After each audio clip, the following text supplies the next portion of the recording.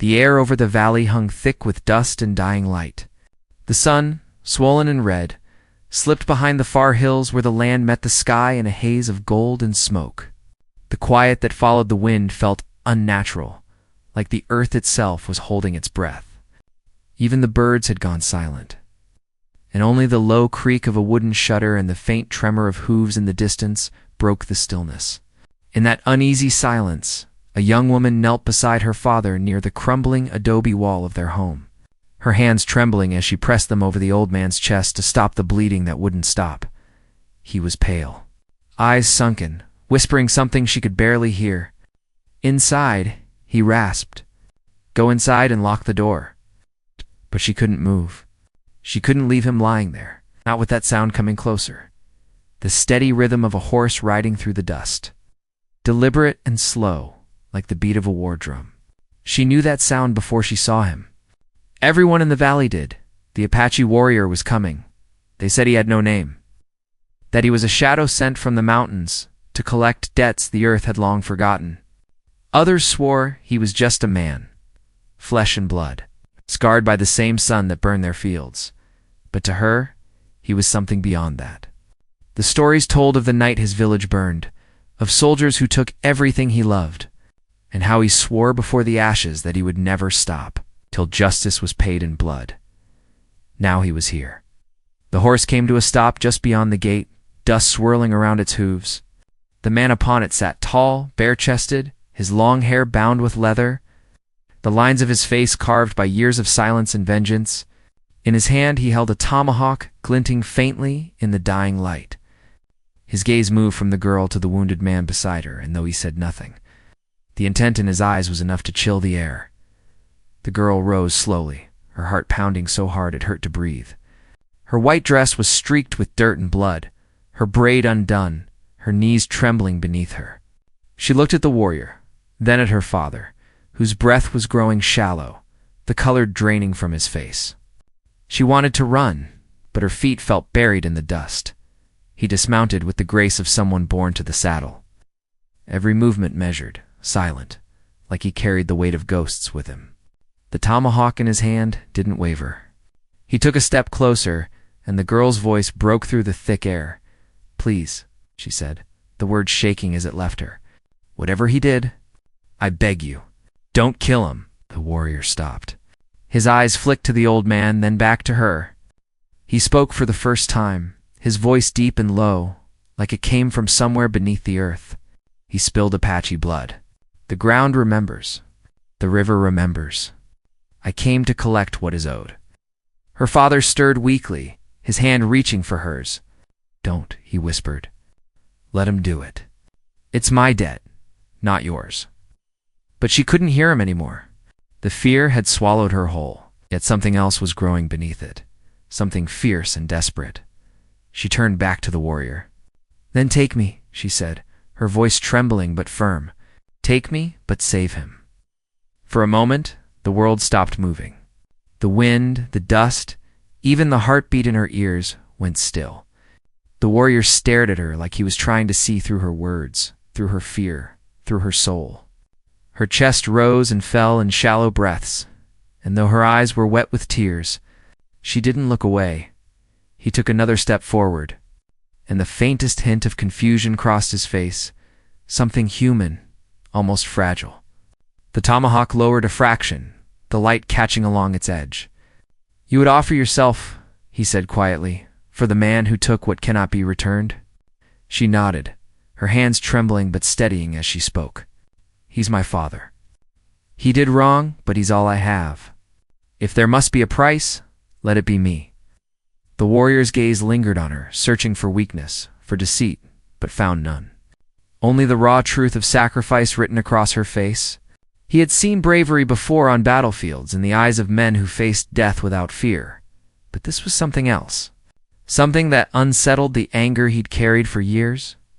Behind her, the old man groaned, trying to rise. "No," he said through his pain. "You don't understand what you're asking. He won't spare me." The warrior said nothing. His silence was heavier than words.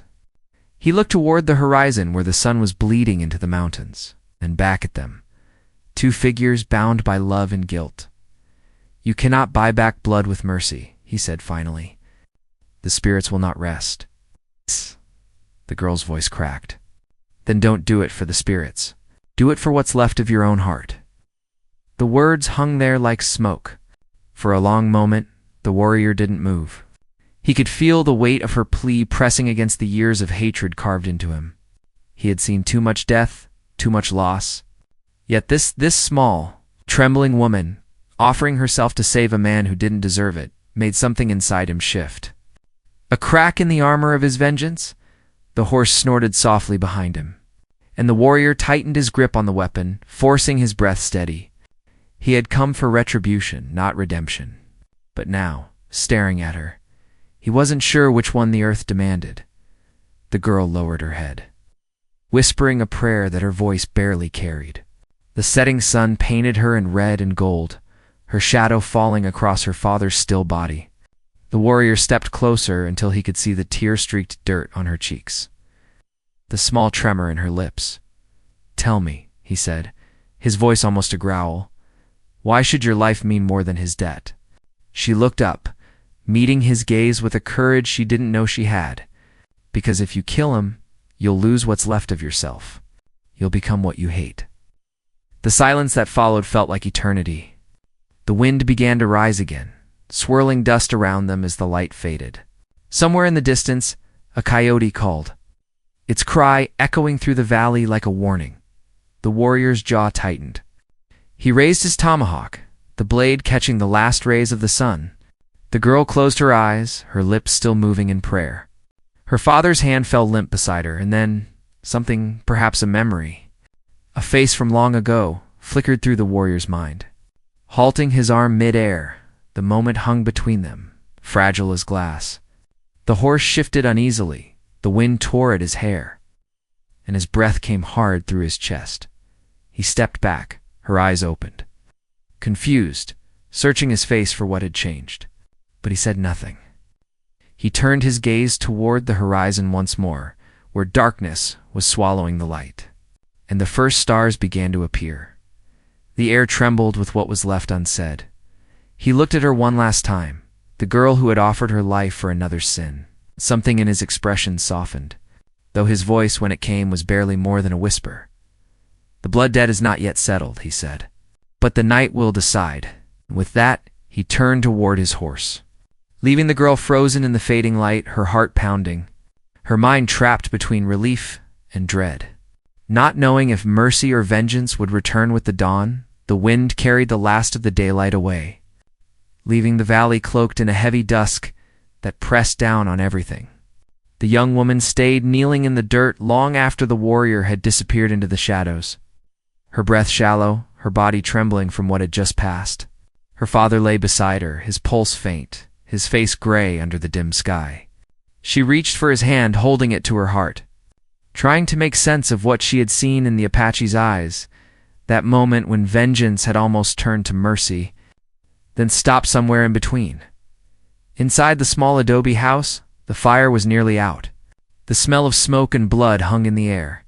She dragged her father inside, her arms shaking under his weight. She laid him on the bed made of woven hides, pressing a damp cloth to his wound. His breathing rasped, and every sound he made broke something inside her. She whispered to him softly, telling him he would live, even though she wasn't sure she believed it herself. The silence between them was thick, filled with everything they had never said. He had been a strong man once, proud, stubborn, and full of his own laws. But time and guilt had worn him down. For years he had spoken little of the war that had torn through their land. Only fragments had escaped him: burned villages, broken treaties, soldiers drunk on revenge. He had been one of those men who rode under the flag, and though he never said it, she had begun to piece together the truth. Somewhere out there, he had crossed paths with that Apache warrior before, and whatever happened then had marked both of them forever. When the night deepened, she stepped outside. The sky was alive with stars, scattered like cold fire across the black. The air was dry, filled with the faint cry of a wolf far off in the hills. She looked toward the mountains where the warrior had gone, and a strange pull tugged at her heart, fear Yes, but also something else, something she didn't understand. She knew he would come back. Men like that didn't leave things unfinished. The wind stirred the dust around her feet, whispering like voices she couldn't quite make out. She thought of the stories her grandmother used to tell about spirits that watched over the land. What? About debts that couldn't be buried even with the dead. Maybe this was one of those stories now. Maybe her family was part of a tale that began long before she was born, and she had only just stepped into it. She went back inside and found her father awake, his eyes open but dim. "He'll return," he said in a hoarse voice. "Men like him never forget." She knelt beside him, clutching his hand. "Then we'll leave," she said. "Before he does," shook his head slowly. "You can't run from a shadow. It follows until it takes what it's owed." His gaze drifted toward the door. "I took something from him. Not gold, not land. Something a man can't replace." She didn't ask what he meant. She could see the weight of it in his eyes. The past was already written into his face, in every scar and hollow line. She only wished she'd known sooner, before the Apache had come to their door. Hours passed. The fire crackled low, the night stretched long, and she sat by her father's side listening to his uneven breathing. Sleep came and went in short, uneasy pieces. In her dreams, she saw the warrior standing among the burning trees, his face lit by red flame, his eyes fixed on her as if searching for something he had lost. When morning came, it brought no comfort. The air was heavy with dust and the faint smell of rain that never came. The girl stepped outside again, the sun pale and weak over the hills. She went to the well and drew water, the bucket creaking against the rope. Every sound made her flinch. Every rustle in the brush made her turn. She caught sight of something in the distance, a shape moving along the ridge. Her heart leapt, but when she looked again, it was gone. She told herself it was only a coyote, but deep down she knew better. He was watching. Inside, her father was trying to sit up. He looked weaker than before. She helped him drink, wiping his mouth with a cloth. "You need rest," she said gently. "There's no rest left for me," he murmured. "Only truth." He motioned for her to come closer, and she did, kneeling beside the bed. His voice was faint, but each word carried the weight of years. It was during the winter raids. They called it victory, but it was murder. The soldiers took everything from their camp. Women, children, even the horses. I didn't stop them. I didn't even try. His eyes filled with something like shame. One of those they killed was his wife. He found her the next morning, frozen by the river. The girl's breath caught. She looked at her father, the man she had trusted all her life, and for a moment she didn't recognize him. "So that's why he came," she whispered. "For her." He nodded slowly.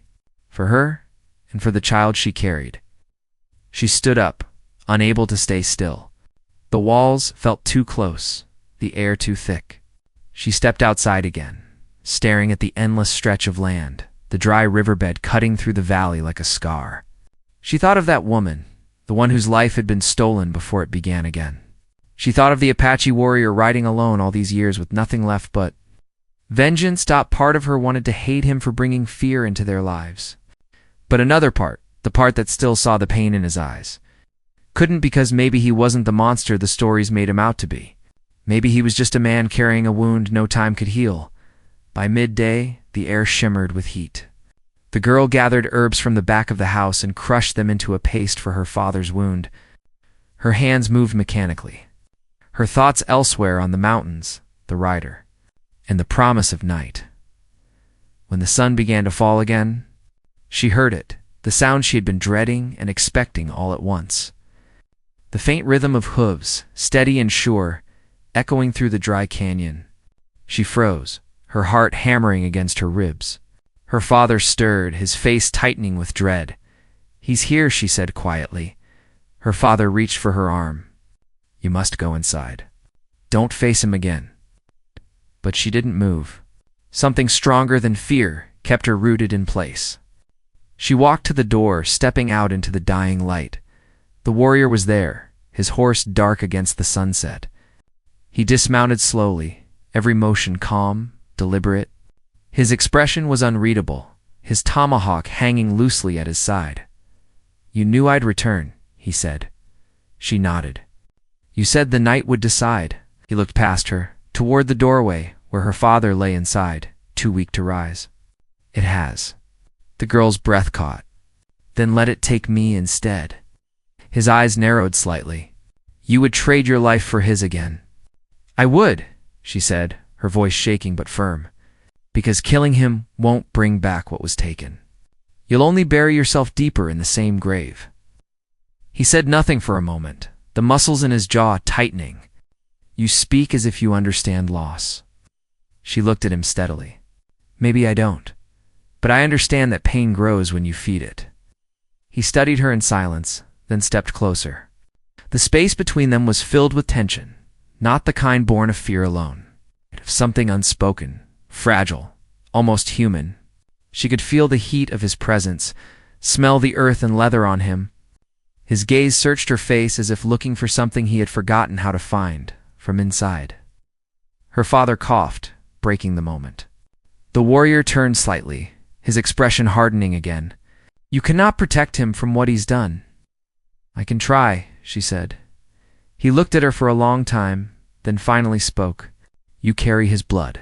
His sins are yours to bear." "What?" Her heart pounded. "Then let me bear them." He turned away, staring toward the horizon where the sun was sinking again, painting the sky in colors that looked too much like fire. For a while, neither of them spoke. The silence between them stretched like a taut rope ready to snap. When he finally faced her again, there was something different in his eyes. Not forgiveness, not yet, but a hesitation that hinted at it. "Tomorrow," he said quietly, "when the sun rises, I will return. The land will decide what must be done." Then he mounted his horse and rode away once more, leaving her standing in the fading light, her heart torn between fear and hope, knowing that when the next dawn came, it would bring either redemption or ruin. Night fell again like a curtain pulled by unseen hands, and with it the valley turned to a bowl of shadow. She kept the lantern low to save oil, moving through the adobe house with quiet steps.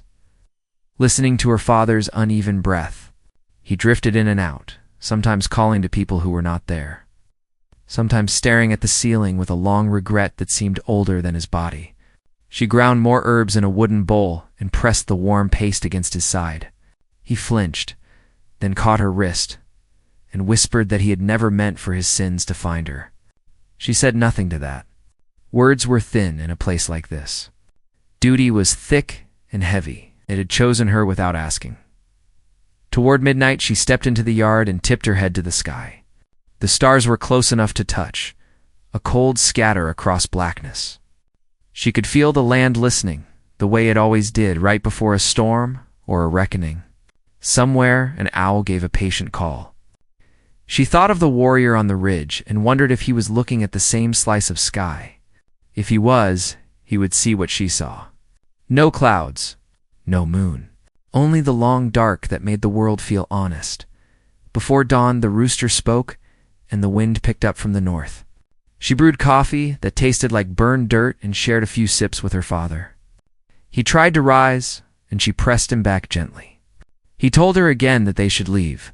She told him again that there was nowhere to go. He closed his eyes and said that once, long ago, he had crossed a winter river with men who laughed as they set fire to blankets. Their laughter sounded wrong in his memory now. He said he had turned away to spit just as a cry rose from the trees.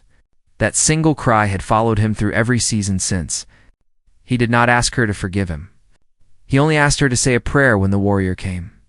By morning, an old wagon creaked into the yard, pulled by a mule with one good eye. The woman who drove it had traded needles and cloth for news up and down the valley for years. She climbed down and looked at the house, then at the girl, then at the mountains. She said the fort had sent riders out last week and none had come back. She said ranchers were packing their goods in water barrels, planning to head east to the rail camp. She asked if the girl needed anything. The girl asked for gauze, thread, and a tiny mirror, the kind travelers kept to shave. The woman raised a brow at the mirror but handed it over. The girl said it was for light signals if trouble came. That was not fully true, but it sounded steady. The trader left with a look that had warning in it. When the wagon was a thin smudge across the flats, the girl went behind the house to the old cottonwood stump and dug where the dirt had a different color. She knew about the box only because she had broken rules as a child and followed her father once, when he thought she was sleeping. Inside the tin were papers bound with twine and a little pouch of beads. She had never opened the pouch. Now she did. The beads caught the light like drops from a river, blue and white with narrow bands of black. She ran her thumb over them. They were the kind you saw on moccasins at the trading post. The kind a man might carry if he wanted to remember a face every time he moved his hand. She set them back gently and pulled the papers out. They were letters, the kind soldiers wrote, when they were proud and wanted the world to stay that way. Orders, lists, a map with a line drawn along a creek and a single word written in a careful hand, wintering. She rolled the map back and stared at the hills. The creek on the map was not far from the dry riverbed below their house. She could almost hear water in the sand running below ground where you could not see it. The word wintering told her more than her father had said. It meant a camp, families, horses thin from cold, fires banked low against the wind. It meant the raid had not been a battle, but something else. She tucked the letters back in their box, but kept the map and the beads in her pocket. If the warrior returned with only rage, she would show him the map. Not as proof of innocence, there was none. Only as proof that she understood. He came before noon, alone as before. But this time, she saw he was not empty-handed. He carried a strip of rawhide tied to a bundle wrapped in faded cloth. He stepped down and tied his horse to the post with respect, not like a thief but like a guest. His eyes went to the door, then to her, the line of his mouth hard. She thought of a river that had been forced to run in a new bed after a flood. Maybe he was that river, channeled by loss. The bundle in his hand made her stomach twist. She did not ask what it was. Inside, her father struggled to sit up when the warrior entered. Sweat shone on his brow. The room felt too small for the three of them, too full of history. The warrior placed the bundle on the table, but did not open it. He spoke in a tone that was flat and old. He said the elders in his band had waited many winters for soldiers to ask pardon. None had. He said the land cried under the bags of salt dumped into their fields. He said the children had been taught to read the dirt like a book because books could be burned, but dirt could not. He looked at the girl then, almost as though he were asking if she could read. She reached into her pocket and set the map on the table, then put the beads next to it. He did not touch them. His gaze flicked to her father. The old man swallowed. He said the beads did not belong to him. He said he had taken them from a glove when he was foolish and thought trophies made a man taller. The warrior finally moved. He lifted the beads and held them for a long breath, his thumb moving just the way hers had. Then he set them down and unwrapped the bundle. Inside lay a carved piece of wood and a single feather tied with sinew. It was a prayer stick, weathered but cared for. He said his wife had made it the winter before she died. She used to plant one in the ground before a hunt, and another at the first sign of green in the spring. He had kept this one for the day he would plant it where justice was done. The girl felt her throat close. She asked him a question before fear could stop her. She asked if his wife had a name he wanted spoken in this room. He told her. The sound of it made the walls feel broader, as if the house could breathe again. Her father bowed his head and repeated the name, the shape of it rough in his old mouth. The warrior watched his face the way a hawk watches a field, waiting for even the smallest movement that means life. The midday heat pressed in. Flies ticked against the window glass.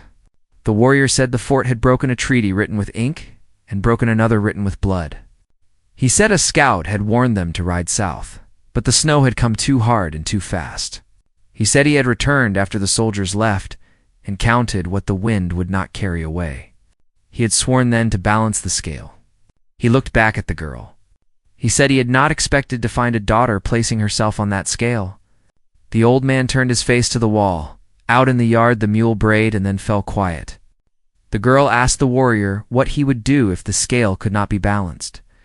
He said a scale like this never rests until someone chooses to set down what he carries. He was not sure he knew how. Then he did a surprising thing. He asked for water. Her hands shook as she poured it. When he drank, he did not turn his back to them. He faced them square, as if to say that no one in this room could afford a single mistake. The subplot that had been silently growing now stepped into the light. There was a boy from the mission school who brought cornflour once a week and talked more than he worked. He had told the girl that the fort wanted to move everyone from the valley to lands farther east.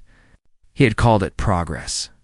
He had put the word in a hat like a coin and shaken it to hear it ring.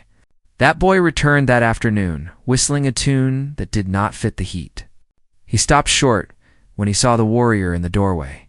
His hand went to his belt where a small pistol sat snug and stupid. The warrior did not move. The girl stepped into the space between them and spoke the boy's name with a warning in it. He flushed and dropped his gaze. He said he had come to see if she needed help. The old man said no. The boy looked at the warrior with a pride borrowed from men he had never met and left with his shoulders stiff. The girl knew he would carry word to the fort without meaning to. Words had a way of traveling like seeds on the wind. That evening, clouds gathered over the hills, and the first drops of rain hit the dust with small, soft sounds. The warrior stood at the edge of the porch and stared into the dark as if he could read it. The girl joined him. The smell of wet earth rose like a memory. He told her that water under sand can sing. He placed the prayer stick on the railing and asked if she could hear it. She closed her eyes and listened hard. At first there was only rain. Then a faint sound, a kind of low humming. She opened her eyes and nodded. He said his people knew the river by ear. Soldiers did not. That was why the river had kept secrets from them. Just before full dark, 2 riders appeared at the far edge of the yard. They did not come near. They sat their horses and studied the house until lightning threw their shapes against the sky. The warrior's jaw tightened. He told the girl to keep the lamp trimmed low. Her father tried to rise again and failed. The riders pulled away to circle the property, then vanished into the mesquite. The girl felt the fear that had waited outside all day come inside and take a chair. The warrior said the boy from the mission had done what boys do. He also said the fort did not want to fight on a rainy night. Rain made horses skittish and powder slow. She gathered blankets and set a pot to simmer. The warrior did not eat. He sat near the door with his back to the wall and the prayer stick across his knees, his fingers moving now and then as if he were counting breaths. The girl's father began to speak again, no longer about soldiers, but about a spring day when the wheat came up thin and a stranger helped him mend a fence. The stranger had been Apache, he said, and had shared tobacco and a quiet wisdom about grass that grows slow. The old man's voice softened. He said he had not always been the man the winter raid revealed. He said he wanted to be remembered for the fence, not the fire. The warrior listened without lowering his guard. The rain tapped a steady rhythm on the roof. Near midnight, the girl went to the small chest by the hearth and drew out a book with a cracked spine. It held verses she had learned as a child, words about mercy and justice walking together.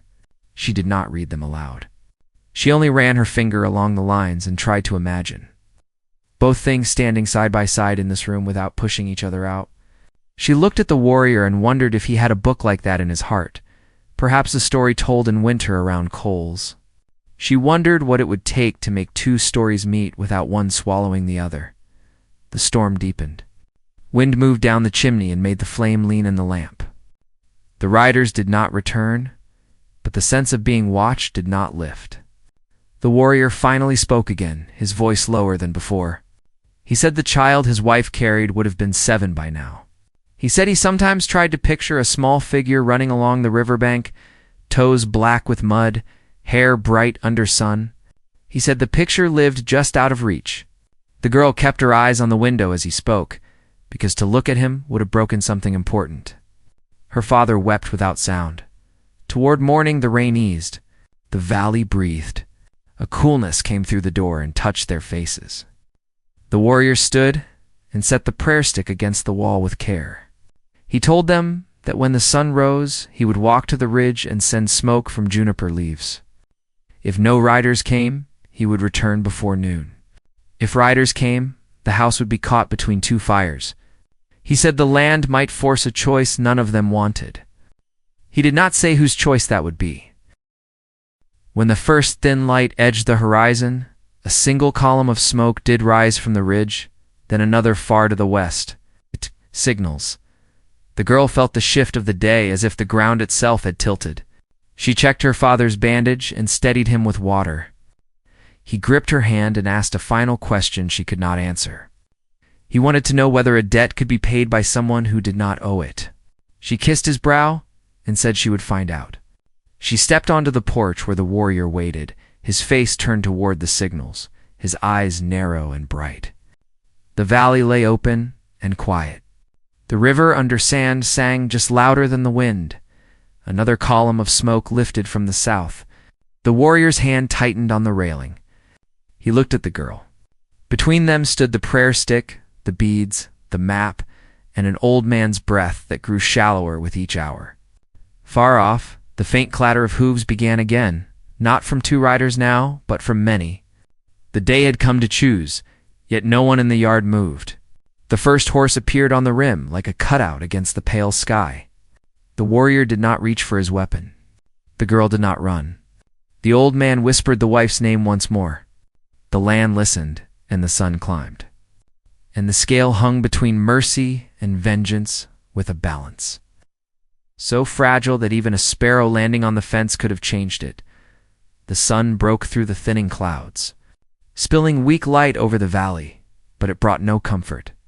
The air was thick with the scent of wet earth and something else, the stillness before trouble. From the porch, the girl could see the riders forming in the distance. They were small at first, dark shapes against the pale ridge, but they were growing, their horses moving in rhythm, dust rising under their hooves. Her breath caught as she counted. There were at least 10 of them, maybe more. Men from the fort, by the look of it. Soldiers. Beside her, the Apache warrior stood silent, his eyes locked on the horizon. The muscles in his jaw shifted, his hand resting on the tomahawk tied at his belt. The rising light caught the scar across his shoulder, a thin white line that told of battles long past. He didn't speak, and she didn't ask what he was thinking. His silence said enough. Her father stirred inside, coughing hard. She rushed to his side, helping him sit up. His face had gone ashen, his breath short and broken. "They're coming," he said, his voice barely above a whisper. "You have to hide." "I'm not leaving you," she said. He gripped her wrist with surprising strength. "You can't save me now, but maybe you can save yourself." Outside, the warrior stepped off the porch and knelt near the edge of the dry riverbed, pressing his palm into the damp earth. He could feel the faint hum of buried water beneath, the hidden current that had once fed his people's camp. That same current had run red the night the soldiers came, led by men like the one lying inside that house. The memory burned in his chest, rising like smoke, but still he hesitated.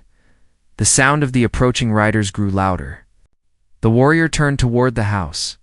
"They are not here for peace," he said. "They will not listen to words." The girl stepped into the doorway, her face pale but steady. "Then we'll face them together." He studied her, searching her eyes for fear. But what he found there was something fiercer, a stubborn fire that reminded him of someone he once knew. "If they come for him," he said quietly, "they may take you too." "Then let them," she said. "I've already made my choice." He gave a short nod and turned back toward the plain. The soldiers were close now, their uniforms flashing in the sunlight, rifles slung across their backs. The one at the front raised his hand, signaling for the rest to stop. The echo of hooves faded, leaving only the sound of the wind and the soft ticking of rain off the leaves. The officer, tall man with a scar across his cheek and a look of command in his eyes, rode forward. His horse snorted, its breath steaming in the cool morning air. "You there?" he called out. "Step away from that house." The warrior didn't move. His posture was calm, unyielding. The officer's eyes narrowed. "You're one of them, aren't you? One of the mountain men that's been raiding the trade routes? The girl came out onto the porch before the warrior could answer. "He's not what you think," she said quickly. "He hasn't harmed anyone." The officer's gaze flicked to her.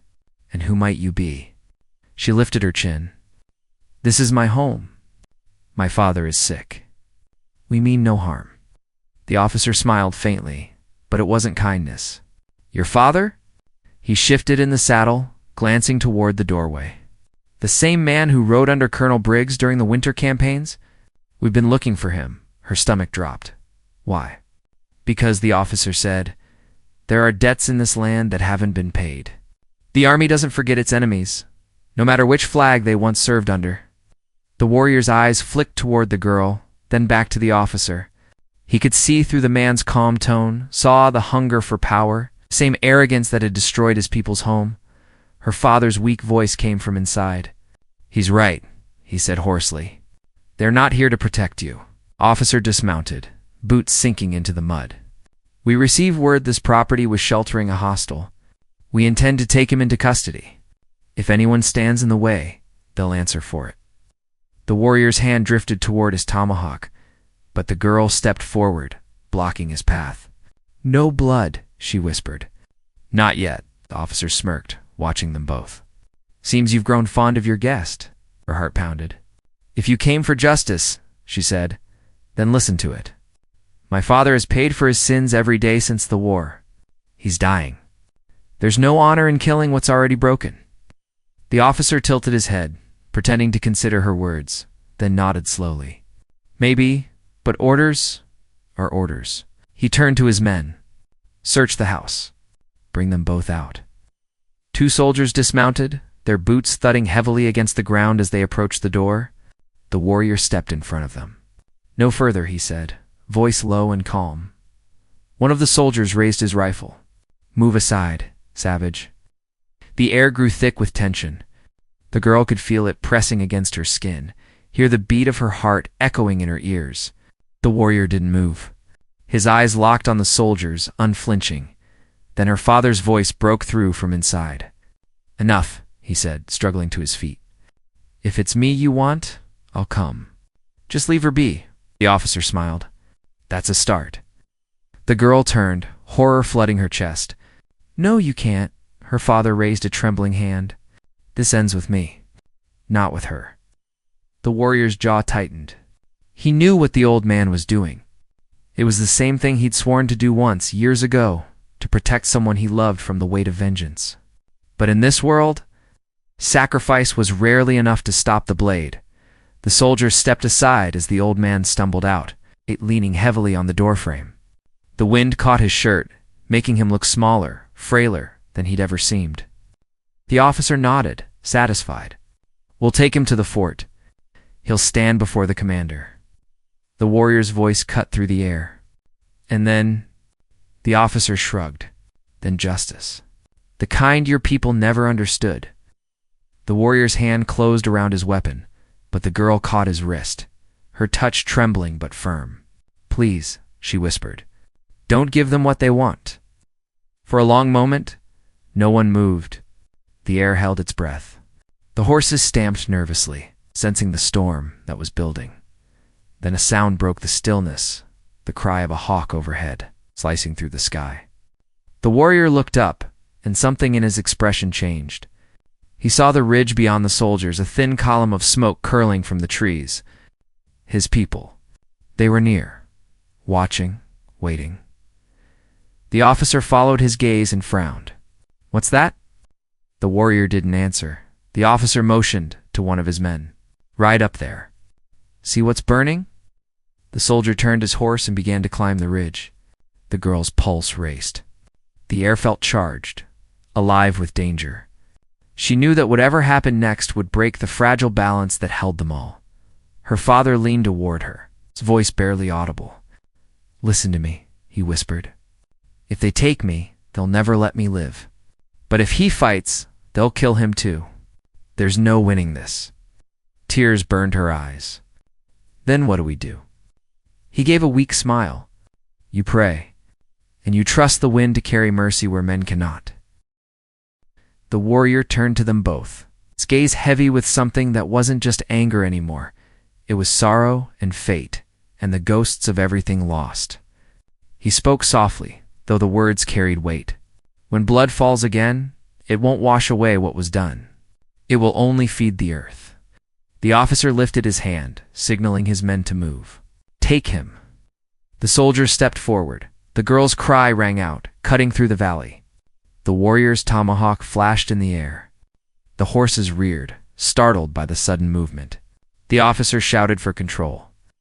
But chaos was already breaking loose, the kind that no man could stop once it began. Dust swirled. The ridge above came alive with figures, shadows on horseback, silent as smoke. The Apache had come. The soldier who'd ridden ahead never made it back down. His horse galloped riderless along the edge. The officer turned pale. Hold the line, he barked. The warrior looked to the girl once more. Stay close to him, he said. No matter what happens. She reached for his arm, her voice breaking. You don't have to do this. He looked at her, his eyes soft for the first time. I already did, long ago. Then he turned toward the ridge, raising his weapon as the first war cry split the air. The valley erupted, a storm of gunfire. Hooves and echoing shouts rolling across the land like thunder. The girl clung to her father, shielding him as the dust rose. And through the smoke she could barely make out the warrior, a lone figure standing between two worlds. Fighting a war that neither side could win, the sky darkened again, swallowing the light. And in that chaos, the story reached the edge of its reckoning. With the fate of all three bound in the fire and dust of that moment, as the wind carried the cry of vengeance and the faint whisper of mercy through the dying valley, smoke drifted across the valley, heavy and slow, wrapping the land in a thick gray veil. The sound of hooves had faded, but the echo of it still pulsed through the ground, as if the earth itself remembered what had happened there. The girl stayed where she was, her arms around her father's body, feeling his faint breath grow weaker with each passing second. His blood had soaked into the dirt, and the smell of gunpowder still hung sharp in the air. The battle had ended as suddenly as it began. The soldiers were scattered, some retreating toward the ridge, others lying still among the stones. The Apache riders had vanished into the rising smoke, moving like ghosts back into the hills. Only the warrior remained, standing motionless near the edge of the dry riverbed, his tomahawk hanging from his hand, his eyes fixed on the horizon. The wind caught his hair, and the faint sound of distant thunder rolled through the valley. She wanted to speak, to call his name, but her throat felt dry. She could barely think. The world around her had blurred into color and noise, the gray sky, the red dirt, the trembling of her father's fingers against her palm. She pressed her hand against his chest and whispered for him to hold on. The warrior turned then, his face marked by dust and sweat, but his eyes, dark and deep, carried something that wasn't anger anymore. He walked toward them slowly, his boots sinking into the mud. She didn't move. She could see the struggle written across his face. The man who had come to take vengeance was gone, replaced by someone who didn't know what to do with the silence left behind. He knelt beside them and looked at the old man.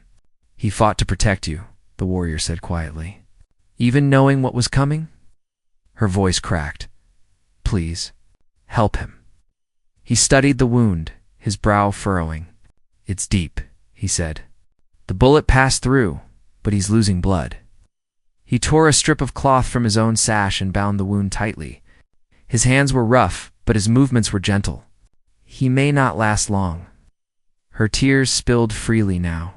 You said the land would decide, she whispered. Is this what it decided? The warrior's gaze lifted to the sky.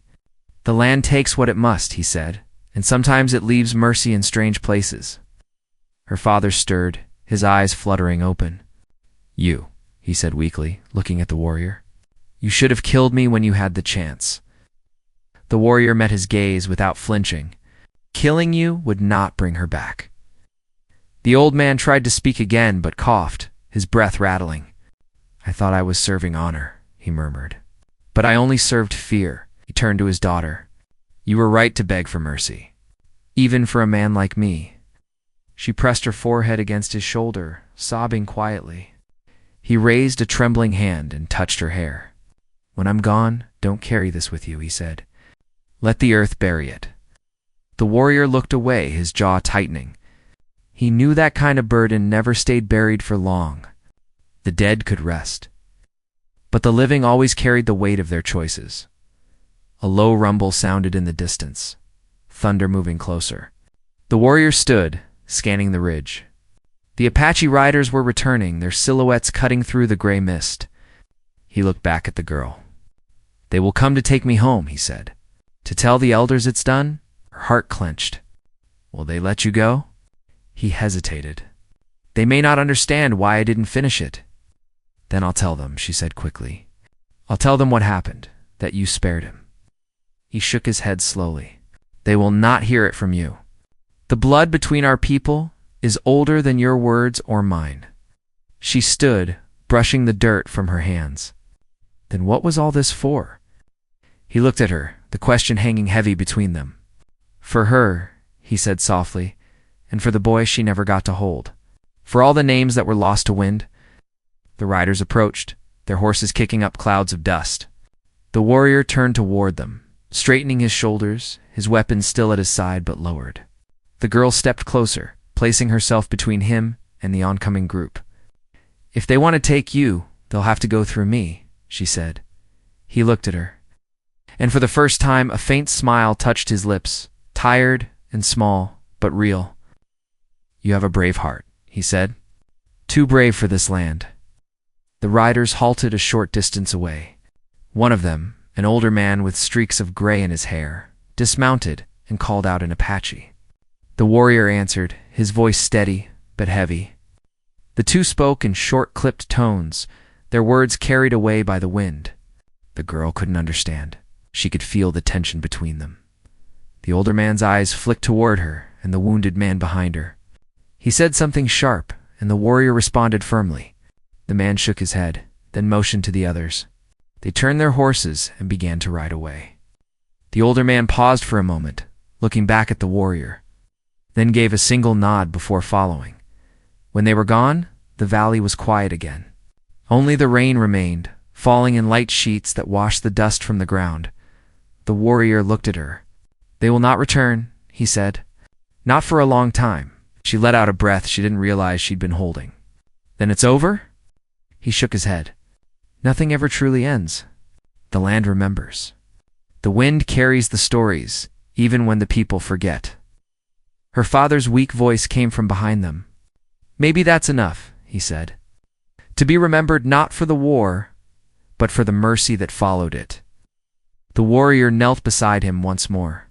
"You fought your own war for too long," he said. "Let it end now." The old man managed a faint smile. "I think it just did." He closed his eyes, his breath slowing, his hands slipping from his daughter's grasp. She felt the moment when the world stilled around her, when his chest no longer rose, and the silence of the valley became complete. She leaned against him, her tears falling freely, while the warrior stood over them, his face solemn. After a while, he spoke again. "He will rest now. The ground here is soft. The rain will bless it." She nodded, her voice barely a whisper. "Will you stay?" He looked toward the mountains, the mist wrapping around the peaks like smoke. "I have nowhere else to go. Not yet." They buried her father at the edge of the field where the wheat used to grow, near the old cottonwood stump. The rain turned, the soil dark and rich. She placed his worn hat on the mound and whispered a prayer, one that wasn't from any book, but from her heart, for peace, for forgiveness, and for all that had been lost. The warrior stood beside her in silence. When she was done, he placed the prayer stick, the one his wife had made, into the earth at the head of the grave. The feather fluttered in the wind, and for the first time he seemed lighter, as if something inside him had finally loosened its hold. Days passed. The storm cleared, and sunlight returned to the valley. The land began to heal, small green shoots pushing through the wet soil, the air carrying the smell of life again. The girl tended to the small garden behind the house, planting seeds she found in an old sack. The warrior helped her repair the roof, patching the holes the bullets had left. They worked mostly in silence, the kind of quiet that didn't need words. Sometimes, at dusk, he would stand by the ridge and watch the horizon, his face calm, though his eyes were still distant. She knew that one day he would leave, that the wind would call him back to the mountains, to whatever waited beyond the past. But for now he stayed, helping her rebuild what had been broken. One evening, as the sun sank low and the sky turned gold, she brought him a bowl of water and sat beside him. "You could have taken his life," she said softly. "You could have taken mine. But you didn't." He looked down at his hands, then at the earth beneath them. "Because you offered your heart when all I knew was hate. You reminded me that even in ruin, there can still be mercy." She smiled faintly. "And what will you do now?" He looked toward the mountains, the wind tugging at his hair. "I will listen," he said. "To the land, to the river, to what's left of the voices that still speak. Maybe they'll tell me who I am now, that vengeance is gone." She nodded, her eyes shining with quiet understanding. Then maybe the land did decide after all. The warrior rose, looking down at the grave one last time. "Yes," he said softly. "It decided to leave us alive." The sun dipped below the hills, casting long shadows across the valley. The wind carried the faint rustle of the wheat, the whisper of peace finding its way through the scars of the past. And as night fell, the girl and the warrior stood together beneath the endless sky, souls bound by the same ground, one that had taken so much, but at last had given something back.